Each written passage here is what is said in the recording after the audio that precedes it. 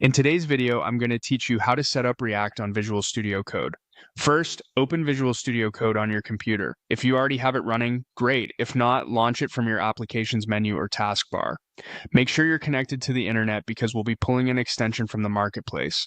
Keeping VS Code up to date is helpful, but not required for this quick setup. With the editor open, look to the activity bar on the left side of the window. That's the vertical strip with icons for Explorer, Search, Source Control, and more. Click the one for extensions. It looks like four little squares forming a larger square. This opens the extensions view, which is where you can browse, install, and manage add-ons that tailor VS Code for different languages and frameworks. If you prefer shortcuts, you can open this view with a single keystroke on your system. At the top of the extensions panel, place your cursor in the search box and type React.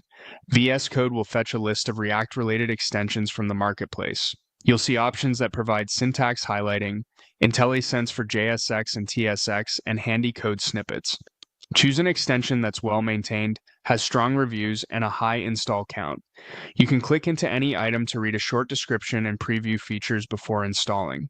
When you've found the one you want, click the green install button on its detail page or directly from the list. The installation runs in seconds. Some extensions may prompt you to reload the editor to activate all features. If you see that button, go ahead and apply it. After installation, the extension appears in your installed section on the left where you can enable, disable, or uninstall it anytime. From here on, when you open a React file, you should notice better syntax coloring, smarter completions as you type, and convenient snippets that expand common patterns. These enhancements speed up your workflow without changing how your project is structured.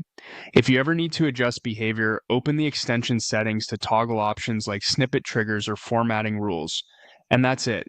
You opened Visual Studio Code, went to the extensions view, searched for React, and installed the extension that fits your needs. With that in place, you're ready to write React code more efficiently right inside VS Code. Thanks for watching, and I'll see you in the next one.